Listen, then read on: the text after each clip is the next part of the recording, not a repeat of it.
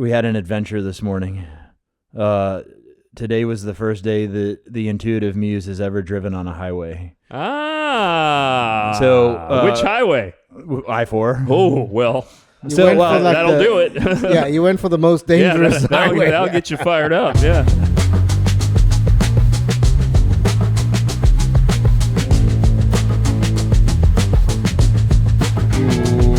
Welcome to Motherfunkler. I'm downtown Trevor Brown. We're at Atomic Barber Company. With me, DJ Pumpernickel. And that is actually a nice. I like that Pumpernickel. The Prince of Misery, the Wizard of Ed, and the Intuitive Muse. Oh my! Yeah, how you guys been doing? Really great, thank you. Yeah, you look good. Thanks, man. Yeah, man. Tell me more about me. Looking sexy. Looking good so far. Thanks, man. I'm approaching my goals of weight and body fat, and like tapering off into having fun on the weekends. So very cool. Yeah, I've actually got Funkler nuggets this week. Oh yeah. I'm excited to hear it. Yeah. So the goal was 10%. 10%. Yeah. I think I'm at 11%. Wow. Damn, to dude. go to figure it out for real, I got to go do a Dexa scan. I don't know if I want to pay the money. I might just feel it out instead of I think it's like $200 to go do Let's figure it out, bro. Yeah. You also talked about the other day when I met you, your biological age. Yeah, I'm 35 now. That is incredible. Your actual age is 42. Yep. You were at 47 when you started this exercise. Yep. And you're now down to 35. That's insane. 35. I was saying this to my son the other day, and you know that you went from 47 to 35, and he said to me that Cristiano Ronaldo has a biological age of 25.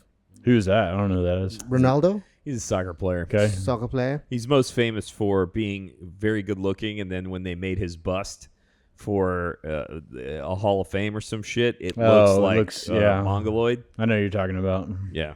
But Cristiano, according to my son, you know, he has a fitness regime. Now I know how disciplined you've been. Sure. Cristiano's only has a fitness regime Monday to Sunday. It's all day from the time he gets up. Yeah. You know, it's workout, it's food. You're talking about one of the greatest athletes of our entire generation. Like he's one of the best soccer. You're not talking about it. But I'm just saying the discipline that you require in order to get your biological age to anywhere close to those kind of numbers, like 35, is insane. And then I disagree with you, man. I don't think if it was my living to play soccer, I don't think it would take discipline for me to work out every day all day long. Yes, but I have to have a full-time job and like maintain relationships. Like I can't just work out for fucking 9 hours a day. I think you do have an advantage when it's your job to work out and to watch your diet and to sleep in the middle of the day, you know, to get all those things going. It does help to get your biological age down. When I say that, I remember and I have fun. Like I have envy. I wish I would have taken it more into context when I was in college and I was playing sports, because your whole existence is sport. So you wake up, the way you eat, the way you work out, the way you condition. Like I took it for granted at the time. Looking back, what a way to live. Like my body was in great shape back then. You know, now I'd say my biological, like inside of my body is like 87 years old. But on the outside, I still look like pretty young, you know, because of the hair mostly and my intense, regimen for my face. So I'd say my biological age is 87. That's how I feel. I think my sense is that a big part of your age is actually how obese one is. I agree with that. You look your age or a little younger, not just because of the hair, and I'm not envious of your hair. Sure, you're not. Just volunteering that little bit right there, but for no reason. Tells everybody you're not envious. The fact that you actually are mindful of your weight, and you're mindful of being fit and working out and all of those things. I think that helps keep you closer to your kind of your actual age. I'll tell you, I set it off. I ran 7 this morning, 7 miles. for some reason, I don't really know why, but I have this renewed interest where I actually enjoy it and want to do it more than even when I was in my 12 years ago when I was running half marathons, training for a marathon, like in full blast. Like it's better for me now for some reason. I haven't figured out why. I mean, 7 miles to just do it, to get up in the morning and just to go out casually, run 7 miles. And by the way, that was after hammering my fucking body yesterday. We'll talk about it, Funkler Nuggets, but just hammering my body brilliant. All day. I mean, I did 3.5 miles on the treadmill this morning, and I also did 50 laps in the pool. Nice. I was the only one in the pool this morning. Nobody else in the pool, so I had all 3 lanes to myself. Did you pee? Yeah, did you No. Lie. Look at him. Look at that face. Absolutely You're not. A liar. You let it go. I make You're sure. by yourself, man. So what I do is I run for close to an hour, and then what I do is I make sure that I shower. So you peed in the shower? No. Went to the restroom and then went to the showered. I can't. There are people I can imagine that actually go straight from a run into a public pool, which I think is just inconsiderate. I mean, I just don't go to public pools. But the pool was, Isn't I the enjoyed. point in all the chemicals to take care of all that Yeah, stuff? it's supposed to. Yeah, I mean, we've talked about this. Trev Yeah. just lets it go, don't you? Just Yeah. Fucking pee-pee time. So If you don't pee, if you claim to not pee in the pool, you are a fucking Liar. asshole. Liar. Okay. Everybody has peed in the pool at some point. yeah, I'm because I'm doing 50 laps. I'm really not thinking of peeing, and I wouldn't even be able to do that. I would say that if you you're can't- messing around, let's say the 4 of us were sitting outside somewhere having a drink in a pool, Then you just let it go? then I could. I'm saying that it is possible. It's very difficult though in water. Have you actually peed in a pool? Yes, I've peed in a fucking I pool find it before. incredibly difficult to do it. Even in the sea, I actually find it difficult in the sea to release myself. I'm so excited to pee in the sea. I start peeing before the water actually hits my legs, man. I find it just Then you're incredible. just peeing. Yeah. I mean, You're not in the ocean. it's gonna get washed off in You're a little just bit like, I anyway. just feel it go down my leg. And what if you have dry swim trunks and you're at the beach and you're ankle deep and you just piss? And Oh there's yeah, a big puddle. all the way. If peeing's cool, then call me Miles Davis. So tell me, with your biological age of 35, do you feel different from what you felt? Absolutely. If so, in a comparison of how much weight I've lost, do you know what a 45-pound plate weighs at the gym? Oh. That's the amount of weight that I've dropped. Nice. And then just kind of I suppose short bullet list. Inflammation is huge. Sleep. I don't know, carrying water jugs up my stairs. You're kind of, when you're everything. sitting in front of your computer in your office, do you find you mentally more aware and you're more stimulated? Yeah, but right now, yes, but I am. As far as what you guys are talking about and athletes being my regimen is pro status, if not even more. So not only am I taking into consideration muscles, I'm also taking a lot of supplements and timing throughout the day for cognition, and everything is firing on all cylinders right now. Pretty awesome. With the supplement thing, the jury's still out on it, right? Because I'm not so sure, and I know Nick also takes supplements. Well, so let me jump in real quick. The jury is out, but I believe heavily in power of placebo. For me, and I think we might have talked about this previously. For me, we did. It's in anything. It's the sacrifice of something to gain something else, right? So, and that's where placebo pops in on the working out and cognition. The sacrifice is time and energy put into figuring out supplementation. Maybe it works, maybe it doesn't, but the energy that I'm thinking about and focusing on absolutely plays a huge role in what's going on. I mean, I do supplementation. I'm teetering. I'm probably going to be switching up a little bit here soon with adding some, taking away a little bit. But I see results. I like it. I go scatter on supplements. So I've done this before, 2 times before, heavy like this. Supplements, and I've actually been thinking about this a lot lately. When the Barber shop was created, I do this massive energetic push of expansion. So the barbershop example would be I quit my day job, immersed myself in barber school, and I purchased every decent tool that I possibly could, different types of clippers, different types of razors, and did it all and experienced it all. And then you start removing piece by piece until you focus in on this like ritual routine. Same thing with supplementation. I go out and I say, I research and I say, I'm going to do this, and then I drop one out at a time and see if it affects my body. So here's my take on it, because you introduced me to a supplement a week or 2 ago. Did you start taking it? I have, yeah. It's a testosterone one. What do you call it? Tang Jank? Or? Yeah, so it's a Long Jack Tongkat Ali. Yeah, so I started reading on it because, I have taken supplements. I must say that I've never felt the benefit, and I imagine that you got to take it for a fairly long period of time. But I'm kind of trying to. So here's the thing, that I used to take apple cider vinegar, the capsules, because I just couldn't stand the taste of the liquid apple cider vinegar, right? And when Trevor started to do the apple cider vinegar, I said, I'm gonna try it. So because I've just never felt the benefits of the capsules. I didn't feel anything, right? Yeah, I know.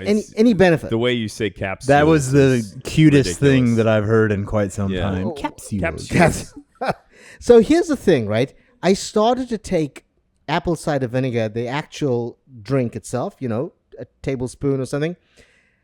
I absolutely feel... You can feel it. I feel the difference. Yeah. Versus taking the supplement. It's the same brag thing, but your body, just what Trevor was talking about, your body understands what's going on in different ways, and it reacts to it. Call it placebo, call it whatever you're going to call it. Specifically in apple cider vinegar, the capsules, that's like freeze dried. It's a powder.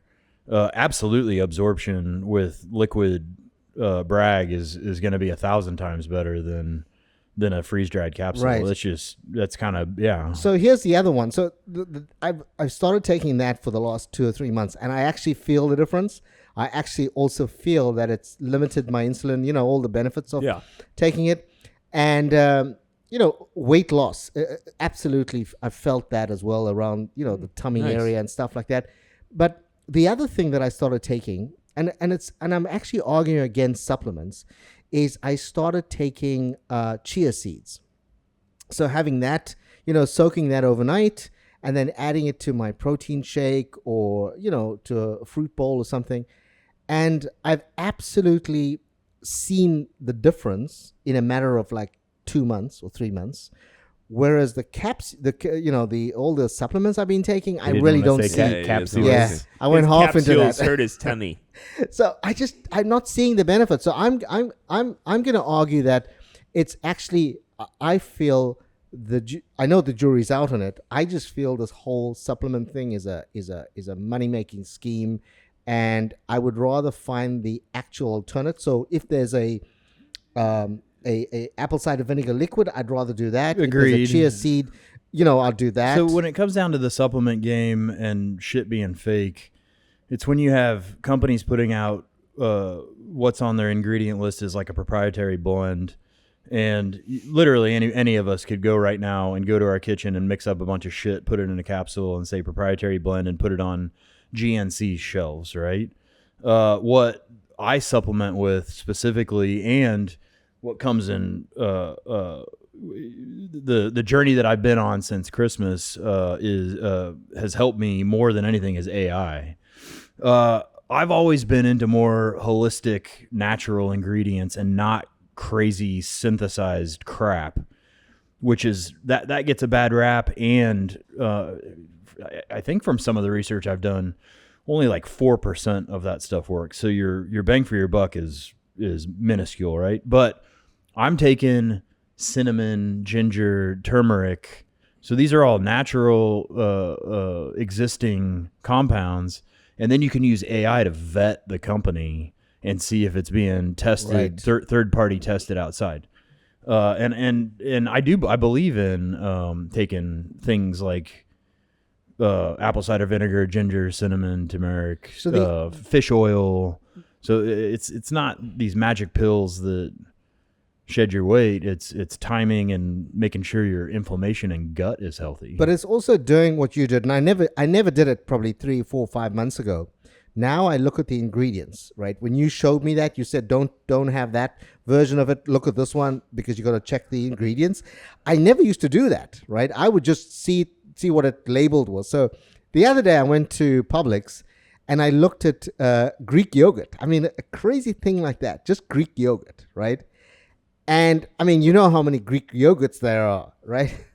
And I'm looking through them, and there was only like 2 versions of them that was actually like milk with the good stuff in I it. thought you were going to be like, yeah, I was looking for Greek yogurt. This one is Turkish yogurt. No. Calling itself Greek. It's incredible that it's supposed to have like live culture. That's what it's supposed to have. It's supposed to be like the dairy and the live culture, which right? is the probiotic, which is what is beneficial to your gut, and the whole point in eating what's gross interesting fucking is that yogurt. there's like Greek it's yogurt. wall to wall, but a lot of the times you're not eating Greek yogurt because they don't have the live culture in it, and you think you're buying it, but you're not getting the benefits of it. Well, that's probably placebo at its finest, is people thinking that they're healthy, going and buying a bunch of shit off the shelf that is not, and then still figuring out a way to make it through all the preservatives and shit like that. Word. So here's the other one. Now that we're talking about Publix, there's been a lot that I've read and about eggs. Do you guys? What's your view on buying pasture-raised organic eggs versus just any old damn egg When you say, on the so shelf? that wasn't just your pronunciation. Pasture raised. Did you mean pasteurized? No. Like raised in a pasture? Yeah, open field. Yeah. All my eggs come from my mother owns chickens, and she brings eggs to our house. Oh, That's where we cool. get all of our eggs. But because of that, they're not pasteurized, and because of that, we have to, like, Linda likes them a little runny, and that scares the shit out of me. I like them runny as well. Unpasteurized eggs, if you're eating them and they're not fully cooked all the way through, it is a low percentage chance, but you're still rolling dice. So for me, I scramble the hell out of them, but they're delicious. I mean, they come from literally from my mother's farm. I noticed in Trevor's fridge, he has the organic pasture raised. Yeah, it's so out in the field. In all honesty, I don't really give a shit. The Intuitive Muse is a big fan of that. I've done a little bit of research that says if it's free range or pasture, that actually, I'm not factually quoting, but I'm making up some numbers. But like, even if it says free range, it just means the chicken has like 3 feet squared to walk around in, so instead of, you know what I'm talking about? The same is what you're talking about with using AI to determine which supplements are real and which are not. You can do research into companies that invite environmental companies onto their property to see how the chickens are raised. Okay. So technically, you're right. Saying pasture raised, it just needs such and such space. But some of those companies do go a step beyond. And those are the ones that you can look up. Like I said, mine are easy because they literally come from a fucking open pasture. That's great. And now they have to confine them, but they're running around. They have to confine them because they are on a constant war against predators that go in there and execute all the fucking chickens at my mom's farm. So it's not like they're trying to mass produce eggs, but they have to keep them safe. So that's the only pasture they have. But I can tell you can tell the difference by the look of these eggs. The yolks are this golden, as opposed to from Publix. As orange as you can get is the best. You crack them and look at the two of them, you could tell in a heartbeat. Am I lying? Between these eggs? They fresh, right? They it's like just out the hen. Oh yeah. So Right out of the egg hole. Right out of the egg hole. Fucking. But yeah, so that's what we do with eggs. From time to time, just she gives us about 14 eggs every week. From time to time, if Linda's baking or we had like an egg heavy, like I'm breading something, we may order 6 eggs from, and I just do the best I can looking at it from Publix. But really, most of the time, we don't have to order any eggs. At our house, we're lucky that way with my mother. So. Yeah, I've started to really check now, and I'm now doing. It irritates the eggs incredibly because she thinks this is all a lot of eggs and BS. eggs and egg. Yeah, she just feels, you know what? Just go ahead and buy any damn thing. But that's so I can give you objective evidence as to how it fucking is real. Look at a Wagyu steak. Like the way that the animal is treated has a difference in the products that it creates. I mean, a Wagyu steak, they're fed beer, they're calm, they play music for them and shit, and then you look at that Wagyu and the fucking marbleization is next level compared to the mass-produced, mass-executed cows. So, I mean, it makes a difference. The stress they have in their life makes a difference for the products that they create. So, I'm not necessarily sitting there going, ooh, I do care. I'm not an asshole. I care about how the chickens' lives go, but that's not really the reason. I want good shit. I want to eat like a good egg. I want to eat good steak. So I pay attention because of that reason, I guess, is what I could say. I switched from, I was eating 10 whole eggs a day. In the final stages of my cut, I switched to all egg whites. So I just go carton egg whites. Yeah, I mean, egg whites are great. That's fine. Egg whites are great. The way I cook it, it almost tastes like a cheese. Like it's very firm cool. and I use a specific olive oil and it's very cheese-like. So so what's the difference between the yellow of the egg and the white? Is it just the protein only? You just calories are insane. Yeah. All the calories are in the yolk. Egg whites are crazy low in calories. So, if an entire egg's 90, the egg white's 8 or 9 calories. Egg white is extremely low in calories, depending on how you prepare it, of course. But in a lot of baking, it's the opposite. In a lot of baking, the calls for just the yolks because they need that fat. They need the coagulant to make whatever you're baking. But no, I mean, there's a huge difference between egg whites and egg yolks. I mean, a lot more protein, yes, but there is a shitload of protein in egg whites. And like I said, egg whites are crazy low in calories. So it's just a lot more water, a lot less of... So the yolk's got the fat in it, whereas the white doesn't have any fat. Got all the saturated I mean, fat. if you ever really want to get into that, start looking up the numbers. You will be really surprised at how much pro rata egg whites are high in protein, but they're shockingly low in all of the bad stuff. It's incredible. Crazy. I've tried, and I've said this to Trevor a few times, I've tried eating, I have boiled eggs, and I have, so I'm going to try 4 boiled eggs, large boiled eggs, either for lunch or dinner or whatever. I honestly can't get through 2.5 eggs. I'm done. Since we had coffee and talked about some of my numbers, I think I told you I was eating 250 grams a day. I just switched this last week to about 330 grams of protein a day. Jesus. Yeah, I'm on about 100 grams, and I'm trying hard. Holy shit! I am trying really hard. So I don't. I mean, it's a fucking chore, man. I skip breakfast. I can't have breakfast. Yeah, right? I'm on a I don't really eat often diet, so I have to eat breakfast because of all the pills I take in the morning. But it's a single egg. It's I guess the equivalent of a quarter of a pear and lactose-free cottage cheese, which is delicious, by the way. And it doesn't mess with my tummy.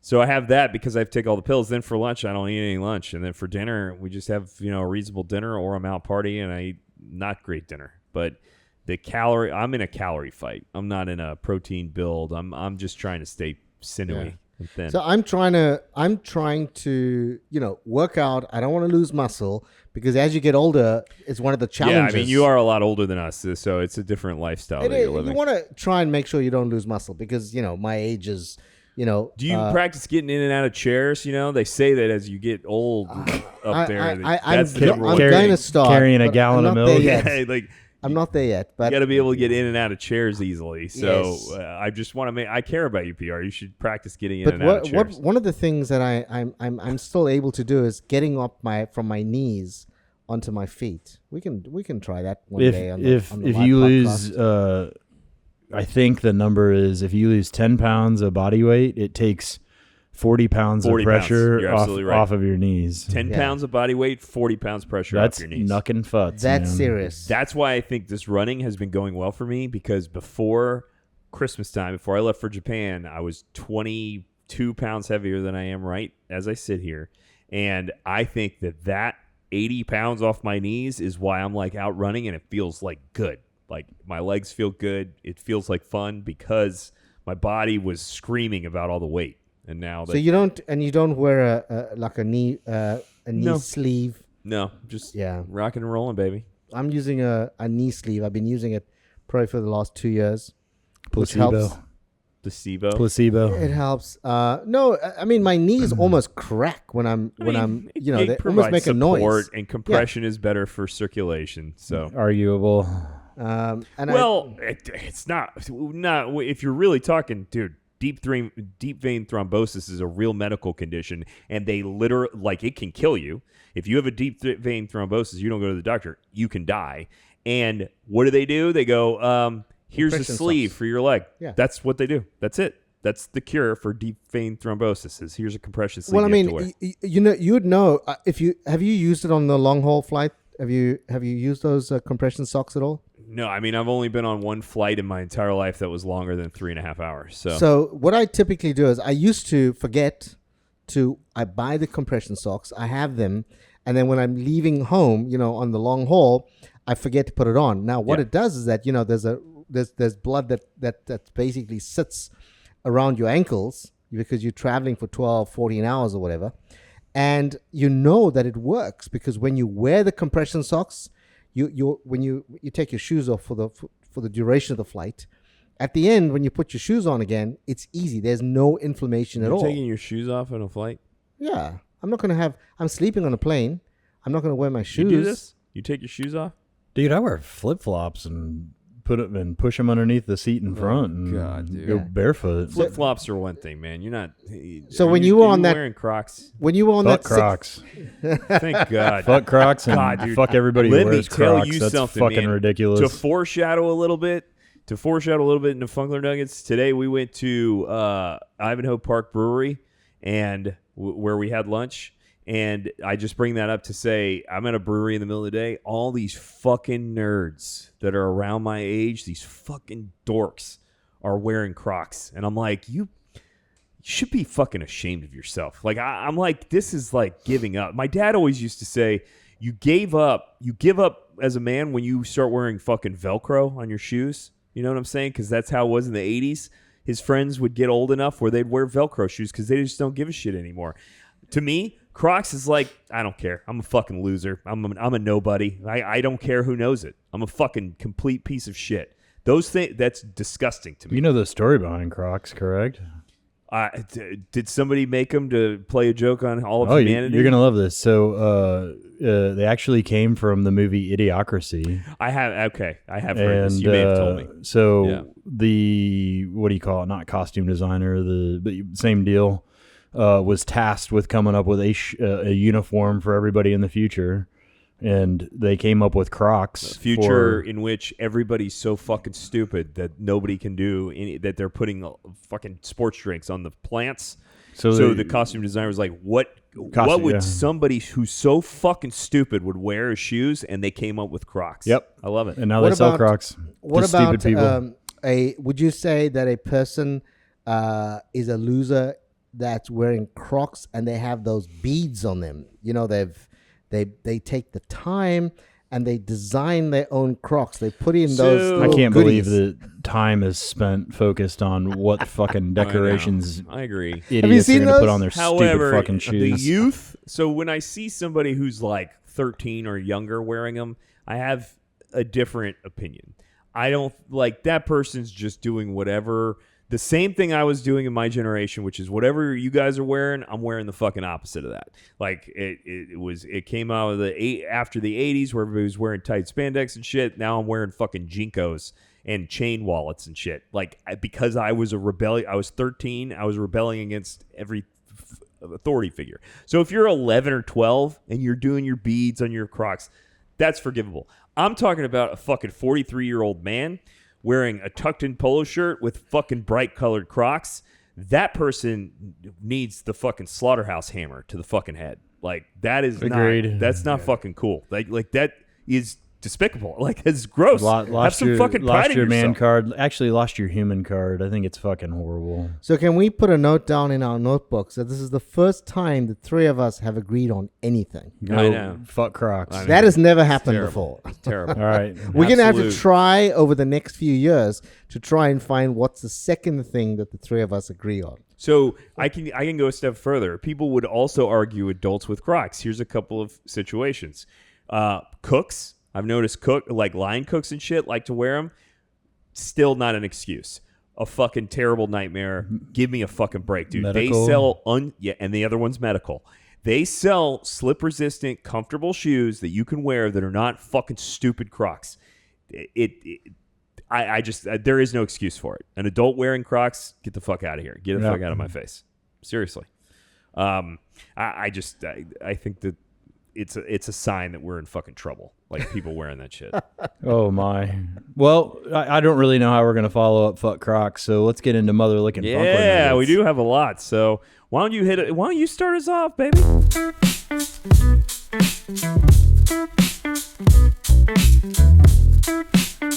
You got some? Yeah. All right. Get us going, Trev. Made it 40 days. Technically, still past 40 days of semen retention. You're still celibate right now? Yeah. Dude.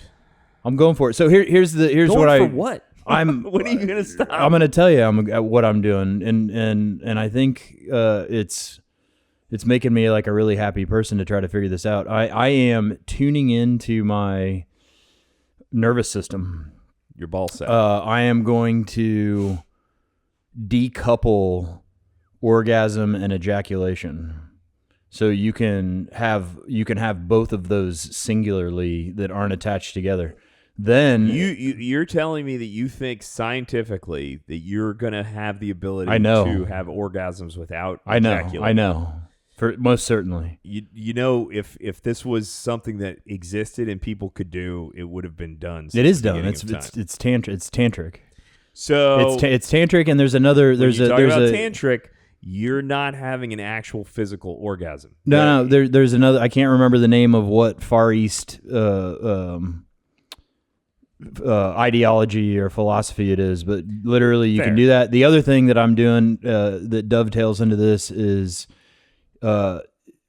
teaching myself how to give myself goosebumps, which is also not a means. What's you mean without listening to music or something? Right. Okay. I was gonna say I could do it right now if I listen to. I could pick a song that off the top of my head that would. So if I can do all those, that means I have complete control over my systems. So don't you feel like that you're now like a hop, skip, and a jump away from being like a Buddhist of sorts? Yeah. So I mentioned to him the other day, maybe we should do like a Buddhist retreat. I'd be down with that shit. Really? Yeah, You're the last person. Do we Why? disagree on something else? Well, wait. Why would you think, dude? Buddhism runs very parallel to my philosophy on life. It's close. It's not quite there, but Buddhism states that all of life is fucking complete in total suffering, and that you gain enlightenment when you're beyond the suffering and the materialistic nature of the world. Am I wrong about the Buddhist philosophy? I think that's what it is. Read it. The Buddhist philosophy talks about how all of existence is suffering.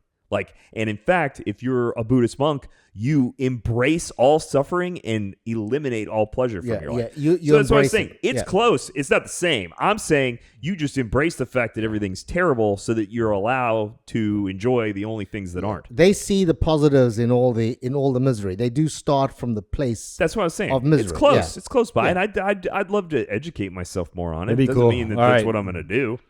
Let's put it on the dream work Put it on do the- list. Yeah, All right. absolutely. So I guess what my point in all that was saying that I've been doing some internal journeying and now that is wrapping up, the Intuitive Muse and I had a date weekend recently where I broke my diet for the first time in quite some like months. We went to Reyes. If you're gonna fucking break it, baby, ceviche was on the top of my list. And then I ordered 3 small plates that I thought were completely different than what they brought out. So one of them was labeled sopa, and I thought it was soup, but it was a corn tortilla with a shit ton of carnitas on top. I thought I was getting a bowl of soup, man. No. Empanadas, and I guess they were like taquitos, but I thought that they were something else. I intended to not order anything fried, and it was all fucking fried. So I went with it. I ate it. Did you eat the taquitos? Yeah.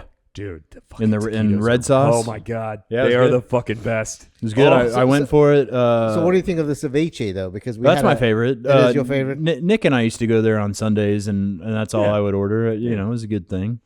Let's see. After Reyes, we went to Cocoa Beach the next day. It was Sunday before Memorial, and I didn't realize it was Memorial Day weekend. Last minute, I looked at the Muse and said, holy shit, like this is holiday weekend. But we decided to roll the dice, went out early, got front row parking. Nobody was really out there. Around noon, people started to file in, and we were ready to leave. We went to Sandbar, where one of my bands used to play music often. I really like their fish tacos, so I had a couple fish tacos. Came back. Was there live music playing? No. Okay. Unfortunately, and I'm really surprised for the holiday weekend that every wasn't time I've ever happening. been there, like even in the middle of the day, I think there's always live music, and that elevates that place. That place is heavy with fried food. You have to get the right stuff not to get something fried. But the positive of that place has always been, I think, like good live entertainment. Yep. So came back to town early afternoon. Got ready, got dressed up. We went to a Puerto Rican place over across from the business airport called Crocante. I don't know if we've talked about it before. I don't think any of us have. I have not been yet, but Christian. We talked. Yeah, I think we talked about it. Maybe anyway. She's obsessed with it, and I want to try it. It's outstanding. I think it's legit. I'm not Puerto Rican or Cuban. My wife, the Intuitive Muse, is part Nuyorican, and when her family came down, they visited and said it's legit. So I think it's authentic, and man, it's good. Good atmosphere. None of the waiters speak English. I mean, that means something, right? Hell yeah. Then we went to Fringe Fest. We saw Fear and Loathing the musical. Nice. It was great because it was fucking terrible. Like, it was one of those, like, you signed up for it and you had no idea what it was going to be. And it, like, hindsight, like, they put a lot of work into it, but it was pretty, and maybe it was intentionally supposed to be like amateur hour, shitty. Well, I mean, like they were a B movie, like you're making a B movie on purpose. Yeah. I think they went with it, and it was perfectly timed. We laughed. There was some ween in a scene. Surprisingly, it was a fake ween, so it was exaggerated. Yeah, like a big old floppy dick. Oh yeah. Let's see here, man. I've got some good news. Oh yeah, we had an adventure this morning. Today was the first day that the Intuitive Muse has ever driven on a highway. So which highway? I-4. Oh, well. That'll do it. Yeah, you went for the most dangerous highway. That'll get you fired up. Well, so the setup on this is that her family comes down and visits for about 2 weeks around the 4th of July, and they stay out at the parks, and I fucking hate the parks, and I hate that area. Yeah. I fucking hate driving out there. The only reason I drive out there is for where we're going to dinner tonight is Nile Ethiopian. Yes. That's the only reason the Ethiopian food is so great. It's worth dicking around with all the fucking stupid tourists. But I don't really want to, like, as I work throughout the week, she'll need to drive out to visit her family. We realized that she hadn't done any highway driving. I figured Sunday morning at 8 a.m. Safe. is okay. Nobody's As rushing good as to you're gonna work. get. Yeah. Yeah. And I figured also I-4, let's fucking go for it. Yeah. So we did laps from Princeton by the Harvard House up to Lee Road, probably 3 of them. Nice. And That's a rough area. So I mean, that's an area that's rough. If you can get good there, it's going to help you anywhere, I think. Yeah. On I-4. So we did coached her through it, did, merging, turn signal, so on and so forth. And third lap, I'm like, you got this? Or are you comfortable? And she said no. Did he teach you any profanities that you should use when you're driving with Trevor? So I do aggressive defensive driving. By that I mean I'm aggressive to the point where people stay the fuck out of your way. Like I'll look in my fucking, I'll slit my throat like this, like I'll fucking kill you, and they just slow down and like you have to act like a maniac, and everybody just kind of gets away from you. I do that with my car. It's been mentioned through family members that's what I do. But what I create space for my car so nobody fucks with me or comes close to an accident with me. There you go. Now, when Trevor is driving on one of the paved roads around Winter Park that is signposted 35, he is like doing 70, and it's not easy to do 70 on these roads, on these just paved a roads. fucking nerd. He's not doing that bad. You're just oversensitive. There's an art form to the flow of life and not letting life affect you, but you creating your own energy, especially driving with my energy is not zen when I'm driving. I'm fucking not in a good place. Are you aggressive? I'm extremely aggressive. I hate driving more than anything. I do too.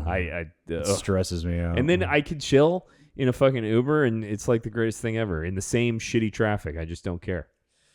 So I know. Do you have stuff other than our joint extravaganza? A couple of things, yeah. All right. Do you want to? You go. All right. So last Tuesday, I did Crest Steakhouse with a referral source. Crest is downtown. Thornton Park? No, it's on Church Street, literally downtown, next to the old Chillers. Okay. Crest Steakhouse. It's I know what you're talking about. Yeah, it's kind of nice inside. Food was great. It was beautiful inside. Great service. I mean, it's not Christner's, I'll tell you that, but it's still very good. Better than Ruth Chris. Better than Ruth Chris. Better than, I mean, you got Linda's is on a different tier all by itself, and then you got like Christner's, and then right below it is Crest, in my opinion. But so good stuff. Excellent. Easy in, great service, great drinks.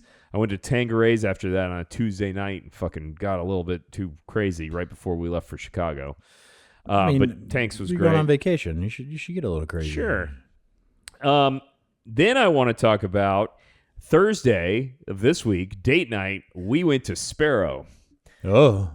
And it's now like one of my favorite places in Orlando. Tell us more. I fucking love it. So the decor is fucking perfect.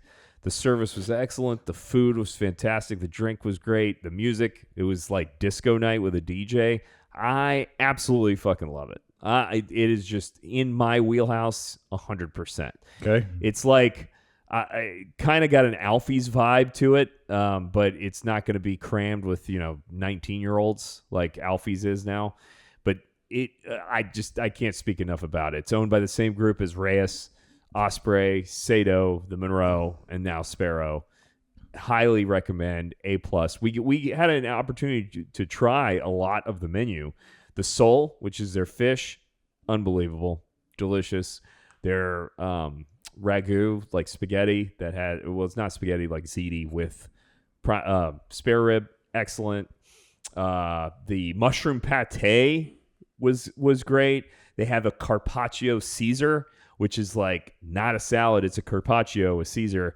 And then, I had their ginger highball. Linda had their dirty martini. Excellent. I mean, 2 thumbs up. Can't talk about it enough. Nice.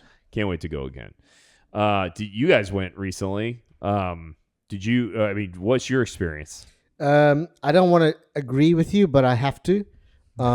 It is. Also, I went with actually the Wizard. The Wizard and I had to do some really intense work for the podcast. So we said, let's go out.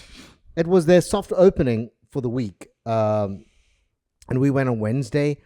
So as you can imagine, when we sat at the bar, it's kind of a retro lounge kind of effect. So great. So the decor is 11 out of 10. It really is. It's the I must say, one of the things that I judge a place on is the quality of the restroom. The restroom is probably the best restroom I've Well, experienced. because they're in a soft opening and nobody shit their pants yet. while they're Nobody's eating shit all over the walls. But they've really taken the time to decorate. Oh, You know, most times you go to it's white walled and it looks fairly hygienic, and you know, this is decorated. Yeah, it's beautiful. I'd say that group understands that, and all of their restrooms at all of their different restaurants are very nice. So I thought that was good, and then the Wizard and I sat at the bar. We had the service. Nick agreed. We had 2 barmen there, and they were very good, very knowledgeable and interested in the drinks we were ordering. So there was some good banter going, which I enjoyed. We had jambon. I know Ed doesn't like the way I say that, but it is jambon, right? What is it? It's a French ham. The picture you sent? We had a It was charcuterie. on his, he had a So like charcuterie. it's like a charcuterie, but Yeah, we had like almost 2 mini charcuteries. One was the French ham. I mean, why have one when you can have when two? you can have you know? 2, and the other one was a mortadella, which is the French Italian bologna. But yeah, exceptional, and we can't wait to get back Love as well. So then let's jointly talk about Friday. yeah. We hung out together on Friday. It was pretty fucking rad. I'll let PR. So I'll just start. We went to Superica for lunch, and they have a new menu. I love that restaurant. The new menu is not as good as the old menu, I'll say, unfortunately. But hopefully they're still testing stuff That's out. Hopefully- Mexican, right? Yeah, it's Tex-Mex. Tex-Mex. So like how Reyes is kind of high-end Mexican in my opinion, Superica is more like a Tex-Mex. You're going to have enchiladas, stuff like that.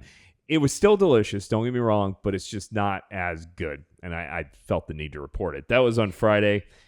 Then we met up. Yeah, we met at the Guesthouse, and you know, we got there at 5. The Guesthouse is super pleasant. Friday afternoon, Friday early evening, 5 p.m. to about 6:15. It started getting a little crusty. It started getting a little crusty. Yeah, the crowd gets a little bit youngish. Yeah, it gets a little too Little young. youngish. At like 7, I think is too late. But we were there at 5. Absolute pleasant experience. Really good. When you're there at that time, we're totally age appropriate. The bartenders really cared about us. Like they were making sure we were taken care of. They were having conversations with what kind of drinks you'd like. I mean, when you're there at the right time, that place is great. Yeah. It just is. So very attentive. They make really good cocktails. I thought we had a great hour and 15 minutes. We then went to the Orlando Museum, which is down the road from the Guesthouse, kind of in your vicinity, Trevor, around your home. And so it was the Orlando Prize. They've been doing this.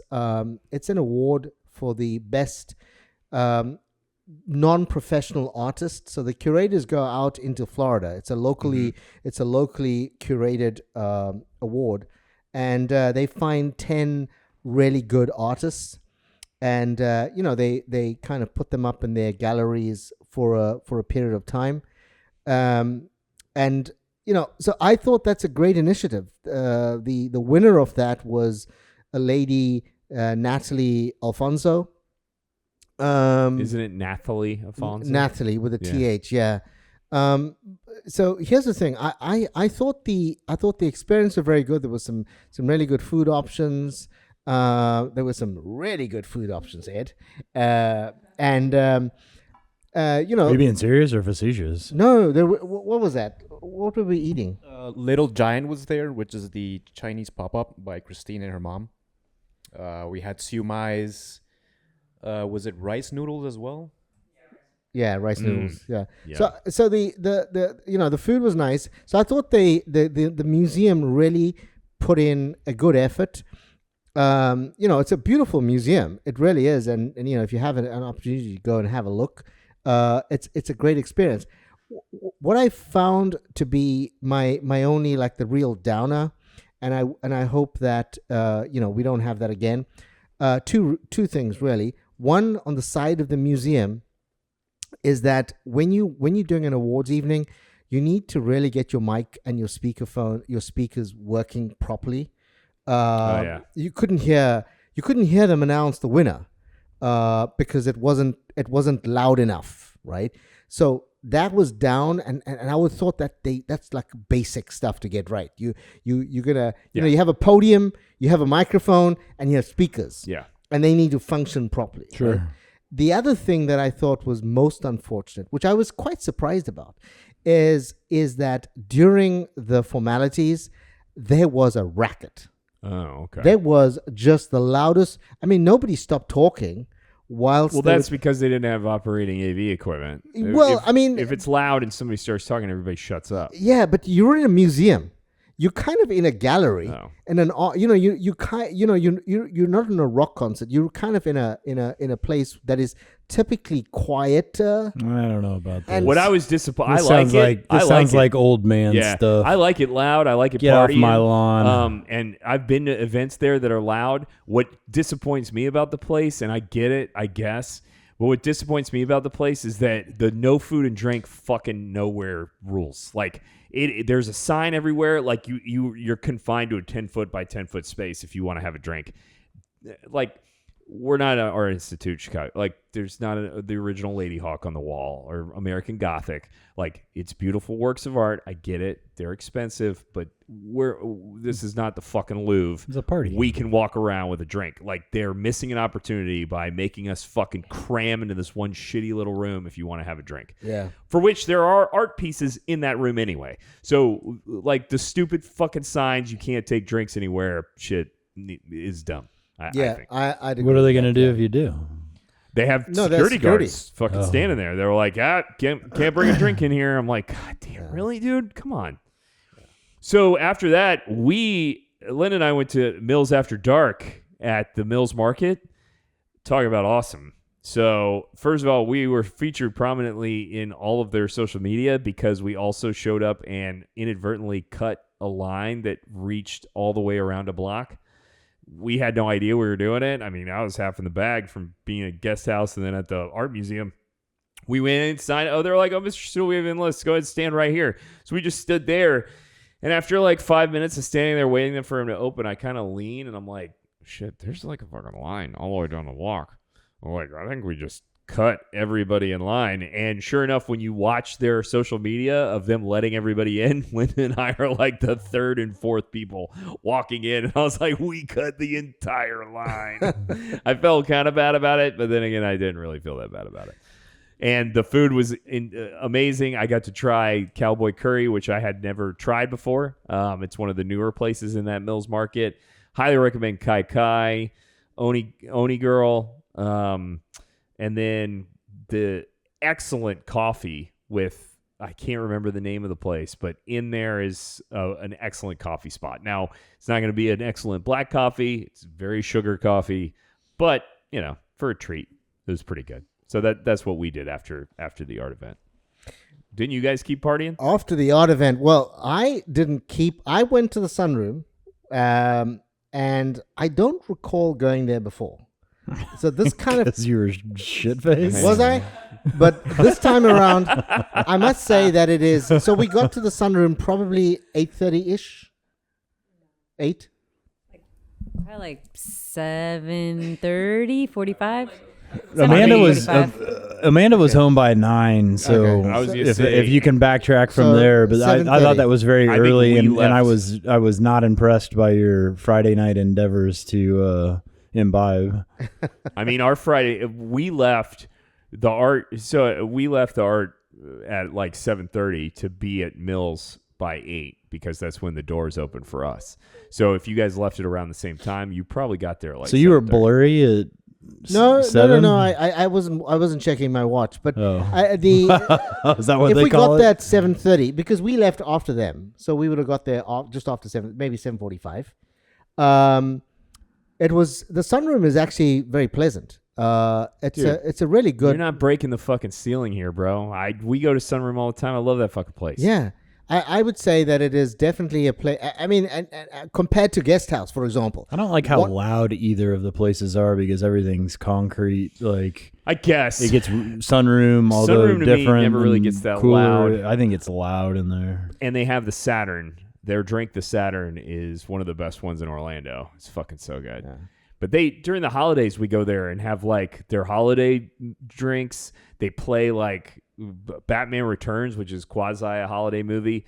The last time we were here during the holidays, they had it up there. The staff there is always pretty good. They have a great bourbon selection. Sunroom's legit, man. Yeah.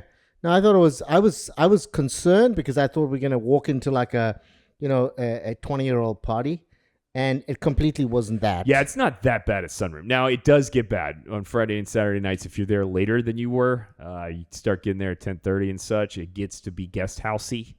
But I also have confidence that Alfie's is stealing some of the children away, so it should get better.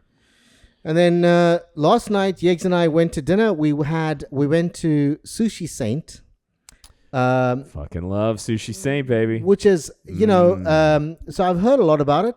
Well, Yegs said, hey, listen, we were looking at some options, and Sushi Saint came up. We did a last minute reservation, so didn't think I'd get that lucky, but Saturday night.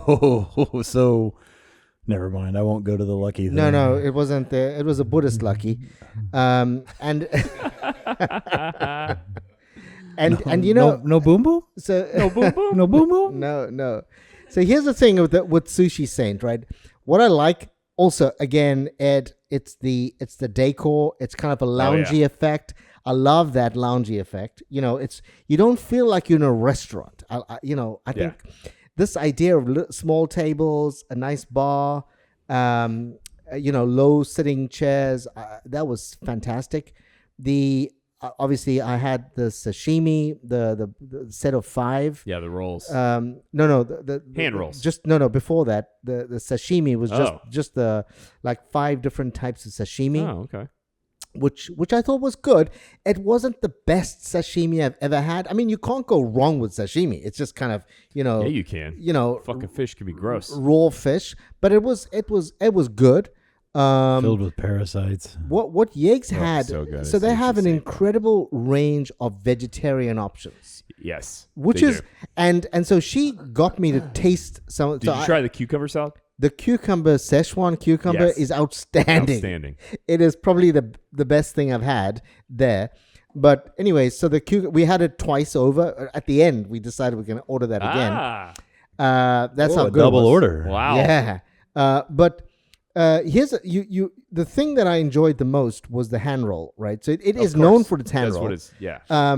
But we went in. I had the king salmon hand roll. Yegs ordered like about 5 different kind of vegetarian options, which were exceptional. And after me ordering like 2 or 3 different, it was always a king salmon. She said, "You got to have the mushroom." And oh my goodness, that mushroom was exceptional. So the service is really good. There's loads of parking. They have really good mocktails. Sushi Saint. They do. We always go during January and June that's they got good Trevor's mocktails. favorite They do. non-alcoholic beverage. It's so good. They got 2 on the menu that are both fucking fantastic. Fucking posers. They're so good. Sushi Saint, I will definitely. They have a happy hour actually, so you can go there they open Monday, Wednesday, Thursday, Friday, and there's like 50% off on their sushi. So it's something between I don't know, 3 to 6 or something. So it's something to do. Well, I got more shit, but I'll save it for next time. I think we're bumping up on time. I gotta go because I just got a text from a number that I don't know that says pasta and meatballs. You were a part of the plan all along. I can't wait to get to the bottom of this, man. So even if it's spam, what a great one line. It's like if it's an escort service trying to get you to fucking give them a call, that's a great way to start it. All right, thank you for listening. DJ Pumpernickel is here as always, and the Prince of Misery. Thank you guys for yes. We are the 3 best friends that anyone could have. Dude, it's been fun partying with you, and it's fucking rad. We all have some Funkler nuggets now. We're partying. Yeah, I'm back online on at least one day a week. So special thanks to the Wizard of Ed and super producer. Thank you to the Intuitive Muse. If you haven't already, please hit like and subscribe. We love hearing from our fellow Funklers, so please leave comments, questions, and requests. Connect with us on social media for adventures throughout the week, and we'll see you guys next week. Love it. See you in the promised land.